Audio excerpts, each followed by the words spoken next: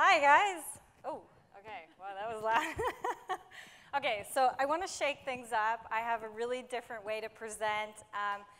I feel like I'm kind of a lazy presenter because, honestly, this is just full of videos. So what I want to do is everyone stand up. I know, I'm one of those. I want you guys to give a good shake, and I want you guys to do 10 squats. Or like lunge, or what are these? Squats. And what I'm going to do is a very millennial thing right now, because I am a millennial. I'm going to take a selfie of us. Are you guys ready? Everybody say hi. Awesome, you can sit down. Cool. So now I want to do something else as well. I want everyone who thinks they are a millennial to put their hand up. Who's a millennial? Okay, so it's probably around 50% of the room. So I'm going to take you through exactly who the millennial is and how old they are, because there's a bit of a misconception. I think a lot of people still think they're 16-year-olds. You know, you hear the word and you're like, are we talking about 16-year-olds here or 13-year-olds? So I'll take you through that as well. So basically today, how to engage and sell to millennials. But before we do that, I want to say hi. That is my mug up there. So I am the founder of 8 Loop Social. We're a social media agency. I've worked with the NZIE to develop New Zealand's first digital marketing diploma. I also work with a lot of international clients, mostly in the States and Australia, to help them with Facebook advertising and their campaigns. We work with big brands like Fujifilm, AMP, and we target millennials all the time. So this is a little bit about me. I'm not going to spend too much time about that, so let's get straight into the millennial. So the millennial is born, I mean, no one really agrees about this, but really, they're born between 1980 and 1995. So who had a nanopet? A Tamagotchi? Yeah, what? Titanic? Yes? I mean, everyone knows Titanic. Who remembers MSM forums? And they always went downhill so fast. Like, you were trying to meet somebody, be really friendly, and then it just went dirty real quick on that place. So, and Napster, right? And you'd have to dial in, and if someone was trying to use the phone. So the millennial is actually not the 13-year-old. It's actually people that are between 20 and 35 years old. So it's around 50% of the room right now. These guys are just coming into their prime spending years. They're coming into careers now. They're starting to earn money. They don't have mortgages if they live in Auckland. And they probably don't have kids, so they have a lot of discretionary income. So they are a very, very attractive market to go after, right? Who wouldn't love to have that as their target market? So this is what we're going to be talking about. Is this shocking to you guys, or you kind of knew this was who the millennial was? Yeah, sort of? And they're also the most influential generation of consumers that we have ever had. Now, we're going to be saying that about the 13-year-olds coming through. You know, the millennials are going to be saying that about them as they come through. But for the moment, these guys are the influencers on the internet. That, you know, people watch them, and they have massive marketing power.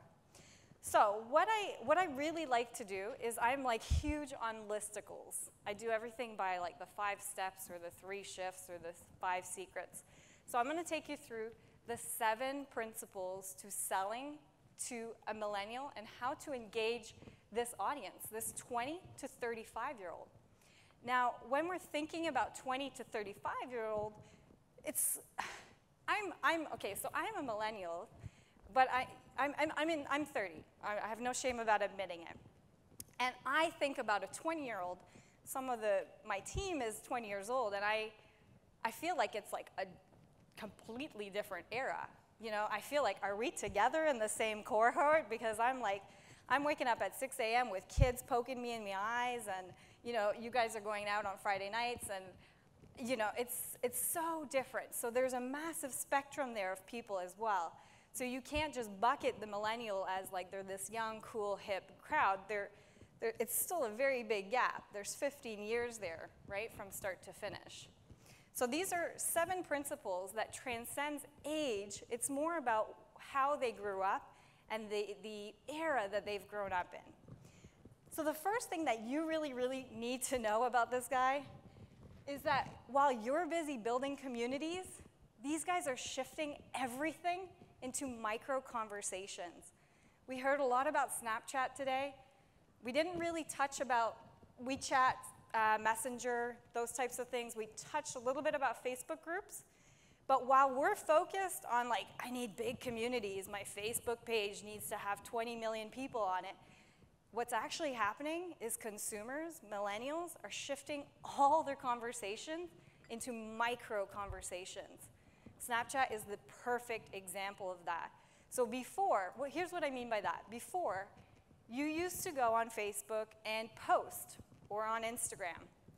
And anyone who follows you, anyone who is, part of your follower base or fan base can see what you're doing. Now what people are doing is they're sending things to one another.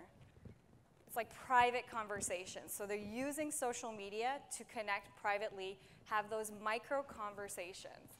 So this is a really big trend. And as we mentioned, Facebook groups, and I think Natalie is going to be covering a lot more of this as well, is massive nowadays. And here's what I want to tell you about this. And this is kind of like a slap in the face for everyone that is trying to build Facebook pages.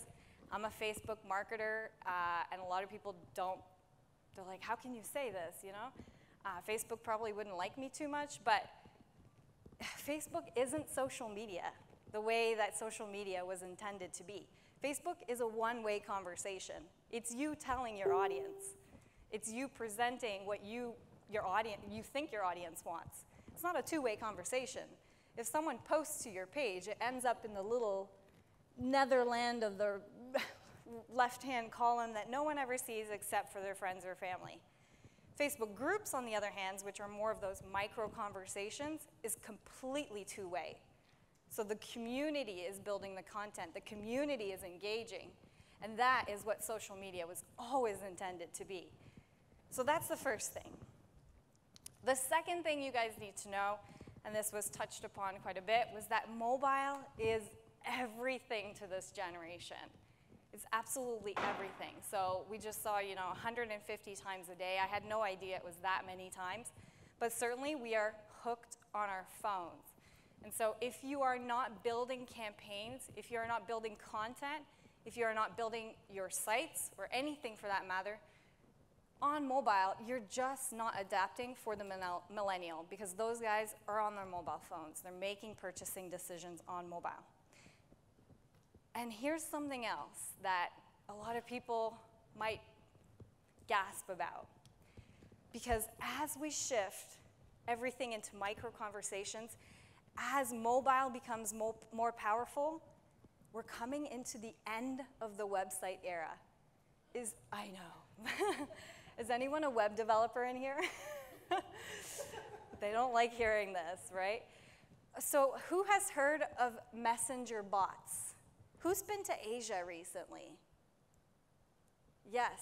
So in Asia, these guys, it's like WeChat, WhatsApp, it's messenger bot. It's just messaging apps. That's what we call them. Snapchats, WeChat, WhatsApp, all of that. And usually, New Zealand and the rest of the world follows Asia a couple years behind. So whatever happens in Asia, we're about 2-3 years behind those guys. If you go to Asia now, that's how they use the internet. They don't actually go on websites anymore. They interact with brands through messaging apps. So they go, hey, I really want those pink shoes, through a messaging app. And the brand will respond, is this the one you want, Claire? Yeah, okay, so it's $17, Claire. Is this the credit card I should be charging you? Yeah. Okay, great. I've just put that in your cart. Purchase has gone through. Thank you so much. They're too lazy to even go on websites. Like, we have no time to do that. So be very aware of this, guys, because this is going to get even more prominent in the next few years. This is already happening. So messaging bots has already been rolled out. There's a couple of them out there. Cameron, what's the big one? Pando? I've just put Cam on the spot. The messaging bot, yeah. Yeah, there's the one called Puncher. Poncho. So if you guys go on Facebook Messenger and you find Poncho, search for Poncho, and just add Poncho, or just subscribe to Poncho, it's going to start interacting with you. It's going to start having a conversation with you. And you can ask it things, and it's going to respond to you, and it's going to give you the information that you want. It's pretty cool, right? So that's just something out there on the radar, because as we shift to mobile, as they shift to micro conversations, as they shift, you know, into messaging apps, they're getting too lazy to even check out websites now. The third thing you need to know about this audience is that they will pay to avoid your marketing. I see a lot of people nodding their heads here. Hands up if you have Spotify? Hands up if you have the paid version of Spotify and you're not with Spark. Okay, good. Hands up if you have Netflix. Great, awesome. A lot of you in here, eh? Hands up if you've heard of YouTube Red. Oh, wow, I'm impressed. So for those of you who don't know what YouTube Red is a version of YouTube where you pay to avoid any of the advertising. And it's going to do really well because people will happily pay to avoid your ads nowadays. So what does that mean for you? Holy crap. I've just spent like my whole marketing career going to Massey University studying how to market these people, and now with ad blockers and everything popping up everywhere, they're paying to avoid me. How do I get in front of this audience? And the answer is kind of going back to, who's seen Iron Man? Okay, so do you guys, or even James Bond is really bad for this. Do you know where I'm going with this? Product placement, like Iron Man is like Audi, you know, Coca-Cola everywhere in the movie, right? And so this is kind of taking us back to the Mad Men days where product placement was super important. Because now consumers, millennials, are paying to avoid your marketing. They don't want to see your ads anymore. And so for you, how do you get in front of this audience? How do you influence them if you can't even market to them anymore? Well, you got to go through the people that they are, the media that they are consuming. So that could be influencers, it could be media, publishers as well. Anyone follows the Kardashians? You're shaking your head like, you're the only one, William, yay. Put it up proud, yeah. Oh yeah. They're really bad for this. Like, I think they've actually just come under fire about this recently, where they do so much product placement, but they were never saying it was paid placement. And so it's kind of a gray area. They got a bit cracked down on. But they have so much influence. If you get your product in front of Kim Kardashian, holding it on an Instagram, your product is going to be selling off the shelf. I guarantee you that. And it doesn't have to be Kim Kardashian. It could be local influencers. It could just be bloggers. It could be people with a couple thousand followers, right? And so product placement is becoming even more important and will become even more important. Affiliate marketing is going to be huge. Who's familiar with affiliate marketing? Great, yeah, so that's where other people, it's the whole word of mouth, social proof angle of things, where other people are selling your products now. So this is going to become massive.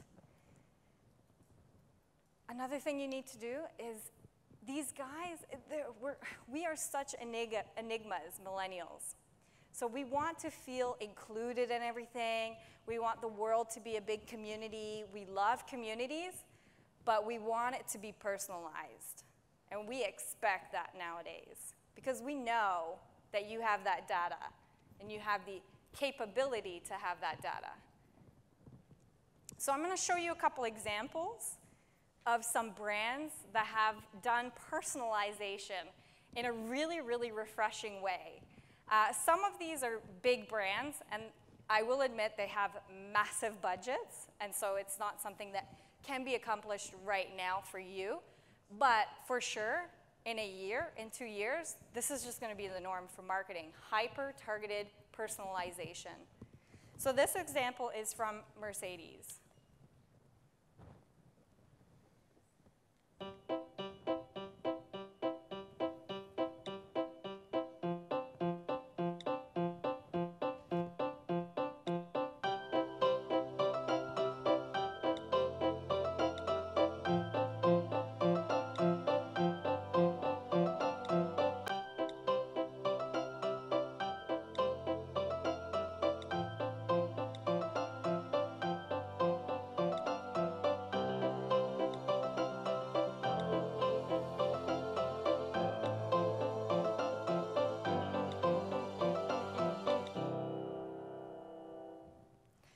So this kind of touches on a couple points. The first thing is that it's happening on Instagram.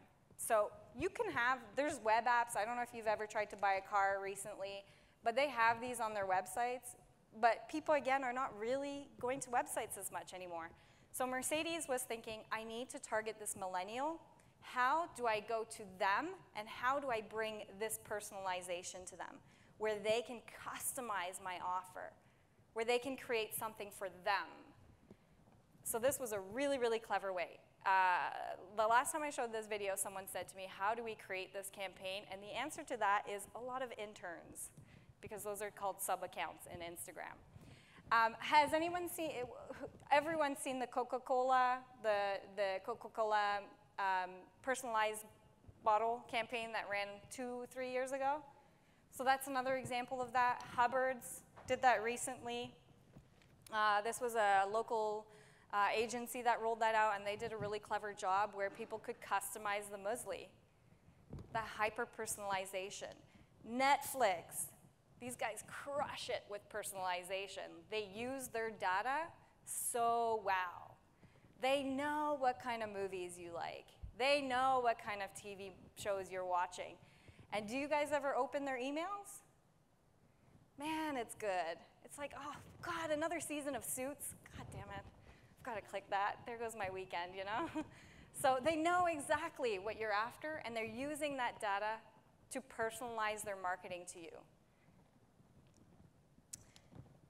This is what's coming. Imagine if you tweeted out, yay, hashtag, you know, holiday time, here I come, Europe, hashtag travel. Just imagine you put that out on Twitter. And then a brand, like let's say an insurance company, tweets you back and goes, hey Richard, have an awesome time in Europe. Don't forget to buy insurance. I mean, that's kind of lame, but you're like, what the hell? But this is what's coming. And this is not going to be an intern doing that. It's not going to be you having like a room of 150 interns sitting there going, oh my God, there's like, we have to follow travel tweets and all these tweets and everything. It's going to be a machine. It's going to be automated personalization. This stuff is already out there. It's just a little bit glitchy. So sometimes people will tweet like, I'm so sad, my grandmother died. And at the moment, it will respond with like, yay, congratulations, like you're having, so it's a little bit glitchy as we talk, but it's getting there. So watch out for this stuff, guys. This one is really, really cool. This is a hyper-targeting campaign as well. We know that when you're more relevant, you're more persuasive. And thanks to Facebook, we know more about our customers than ever before, what their interests are, where they live, and even what they drive. Let's say, for example, that you're a CEO who likes architecture and design, or that you're a guy who's really into vinyl. We could use the things that you're interested in to grab your attention in a way that's hyper-relevant to you. This is exactly what we did to launch the Lexus NX on Facebook. The NX is a new kind of crossover, one that proves you don't have to sacrifice style for utility, which led us to our campaign idea, Beyond Utility. It's the difference between a place to sit and a place to sit, an in-flight snack and an in-flight snack. We brought our campaign to life on Facebook in a way that pushed the platform itself beyond utility. And thanks to Facebook, we were able to use data in a way no brand had ever done before, to create over 1,000 unique ads to reach millions of people in a way that mattered to them. Let's say you're a woman in your mid-30s who likes fashion and music. You might see something like this.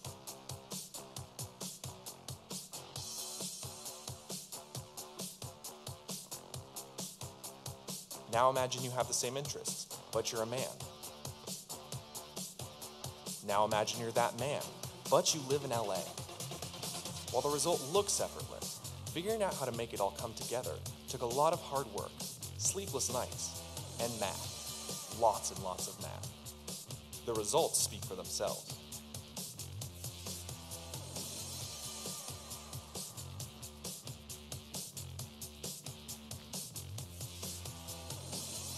$1,000 ads, one that's right for you. Where's the like button on that? Again, a lot of interns. So that campaign had a lot of interns creating a lot of different ads. But essentially what it was trying to show you was that these guys basically broke down their audience into like tiny, tiny personas. And say they knew, okay, we have women who like surfing, we have men who like to go play golf, we have men who like surfing, we have men who like to work out, and they broke down all their personas possible that are part of that audience. And then they went and created thousands of ads matching it with different interests and used Facebook's algorithm to target people appropriately. Like, this is intense stuff at the moment, but this won't be intense in a year or two. And so you really need to be thinking, what data am I gathering from my audience, and how can I start to personalize what I do with that information now? Basic things like having their name in the email header, or as part of the email, instead of hey, yeah, comma, So just having their name in there is a basic principle to personalization. Personalization can also be when you run ads on Facebook. If you're targeting people based on an interest, maybe make the ad and the ad copy relevant to the interest that you're using. That might help. So using personalization in that manner as well, which doesn't have to involve a massive $1 million campaign. The fifth thing that these guys really, really crave is they want tangible experiences, which seems so foreign because we grew up with dial-up internet. We grew up with the smartphone coming into power. We grew up with the launch of YouTube and Facebook, and we are such a digital generation, but because of that, we crave tangible and real-world, old-school connections. Pokemon Go is a brilliant example of that. They use technology to not only connect people, but get people walking outside. Just tangible things. Who uses Instax cameras? Those things have had a massive uprising. So they're like the Polaroids, right? They're huge nowadays because this generation is craving something tangible. Tinder, using social media to connect in a real world context.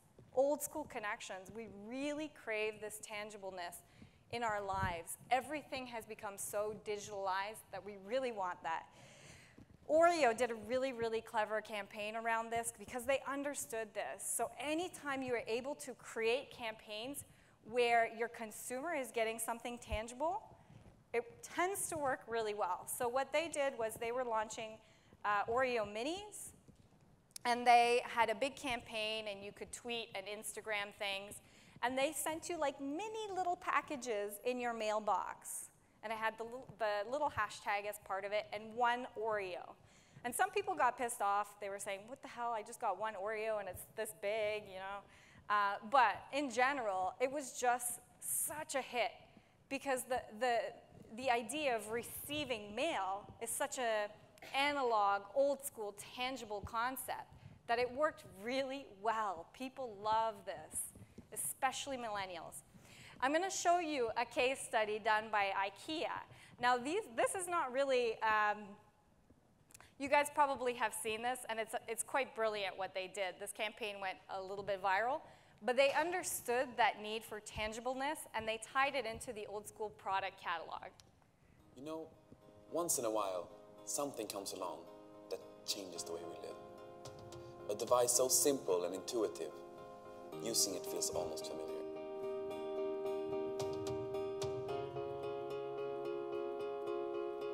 Introducing the 2015 IKEA catalog. It's not a digital book or an e-book. It's a book. The first thing to note is no cables, not even a power cable. The 2015 IKEA catalog comes fully charged and the battery life is eternal. The interface is 7.5 by 8 inches, but can expand to 15 by 8 inches. The navigation is based on tactile touch technology that you can actually feel. Content comes pre-installed via 328 high-definition pages of inspiring and furnishing ideas. To start browsing, simply touch and drag. Right to left to move forwards, left to right to move backwards. Notice something else? That's right, no lag. Each crystal clear page loads instantaneously, no matter how fast you scroll. If you want to get a quick overview, just hold it in the palm of your hand and using just your thumb, speed browse the content. If you find something you want to save for later, you can simply bookmark it. And even if you close the application, you can easily find the bookmark again. Amazing. What about multiple users? For that, we've introduced a simple color coding system to avoid confusion. If you want to share a particularly inspiring item, you literally share it. Another special feature is password protection, which is voice activated. Excuse me, that's mine. At IKEA, we feel that technology this life enhancing should be in the hands of everyone. So the 2015 IKEA catalog is free. You can download one from your mailbox, the one you open with a key. If it's not there, try refresh the next day. Or you can upload yourself to the IKEA store and find one there. Experience the power of a book. They even trademarked the book.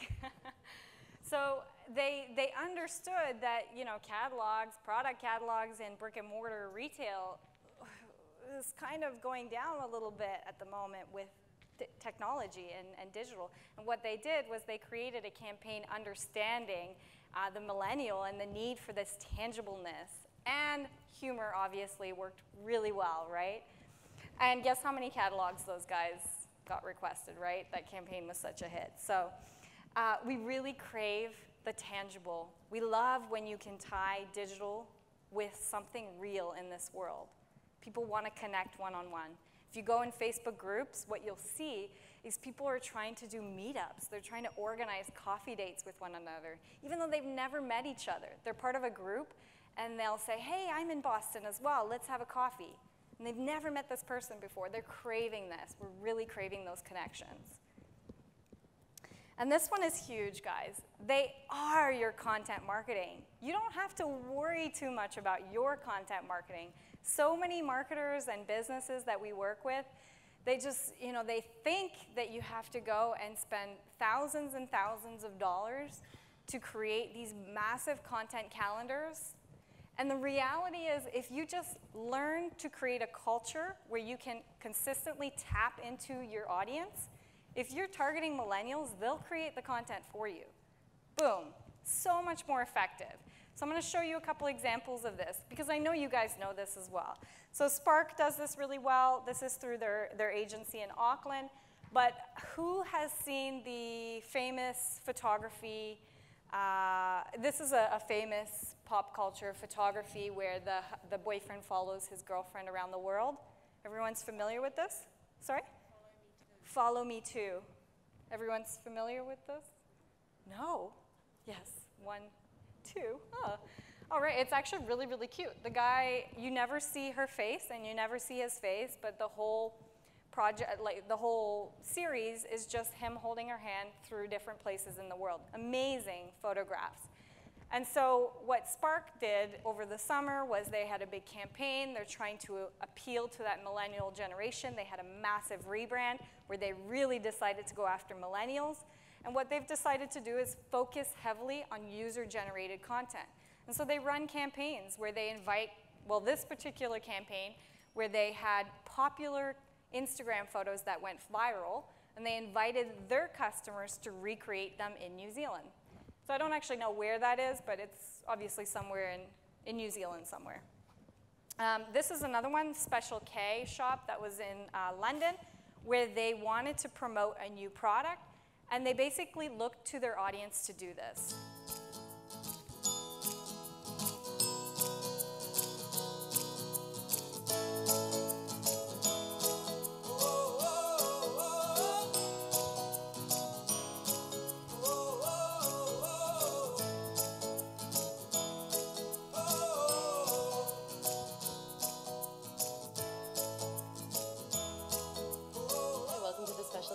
Shop. How are you? I'm good.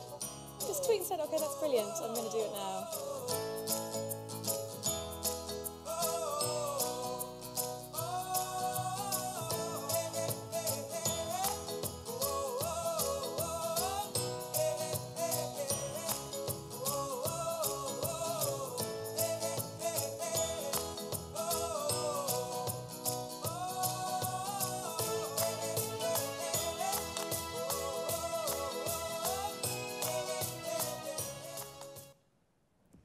So this works because they were targeting, again, that demographic, and this demographic has followers, they have fans, they have their own audiences and communities. And when you can turn your fans or your customers into your marketing, you're going to be reaching a lot more people. This is kind of like affiliate marketing in a way, right? Another example of that is, I mean, you've seen these around as well. French Connection does this in shops. So if you're brick and mortar, inviting people with hashtags to do this, to create the content for you. And then you just use that content and regram it. Oh, sorry, lost my place. There you go. So likewise, using this influencer marketing. So if you've got a community, so these guys had a big community on Pinterest. And this is Nordstorm. Who's familiar with these guys? Big, big retail brand in the UK.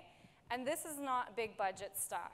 You don't need a big budget to do this. It's literally a printed tag. What they did was they just put it on the products that were a hit on their pages. Guess which handbag they sold out of really quickly.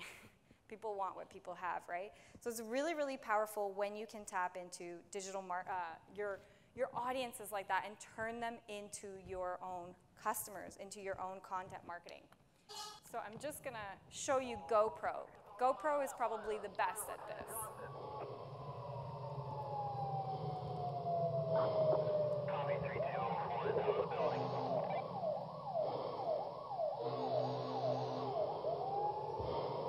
Is everyone else accounted for?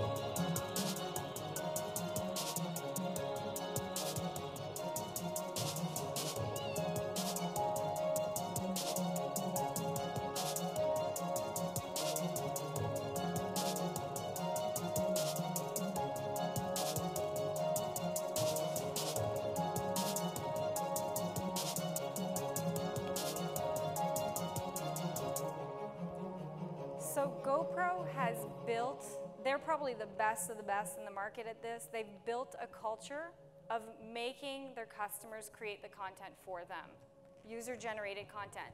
That was actually something someone posted, an actual fireman posted it on YouTube. It went a little bit viral. GoPro approached him and said, can we use it in our advertising? And it's worked so well for them, right? The story is there, it's powerful, it's emotive. Low budget stuff, right? All right, and finally, the last thing that I want to take you through with your millennial consumer is they crave new and unique ways to interact with your brand. So I'm just going to show you two quick examples, and then I'll open up the floor. But I want to show you that you can be fun with these guys. They crave this. They want unique ways to interact with you. And again, it doesn't have to be high-budget stuff. Just think outside the box. So here's an example from Skittles. Touch the rainbow. No, seriously. Put your index finger on your screen where the Skittle is. A video is going to start, and your finger is going to be so delicious. So make sure it's there, now.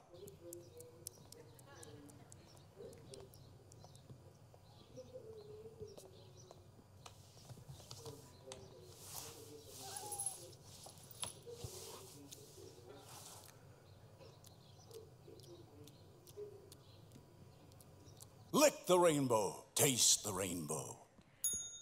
So just think outside the box. Like they want new and unique ways to use social media to interact with your brand. You don't have to make them lick your finger or anything like that, but think about how you can engage this audience in a new way that uses the platform's features. So this was for YouTube, for example. And finally, the last thing I want to show you is how you interact with these guys is really important as well. Again, because they are influencers in their own right. And so this is all down to your customer service. That is part of your brand experience. That is part of your marketing. There's a saying out there that the most disgruntled customer can sometimes be your most powerful brand ambassador if you handle it correctly. And so when you get people that are upset with you on social media, and it's going to happen, think about how you can engage that person. And I really like this example. This is actually not someone that was angry, but they've decided, you know, we're going to be really cheeky with our audience. And so this guy is saying, I tried to buy some battered fish from Sainsbury, but it didn't have a barcode. And this brand is just interacting with them. So think about ways that you can interact with your audience in a new and unique way that suits that cohort. So I think that's about it for me for now. I'm just under time. So if you guys have any questions about millennials or your marketing on social media, please let me know.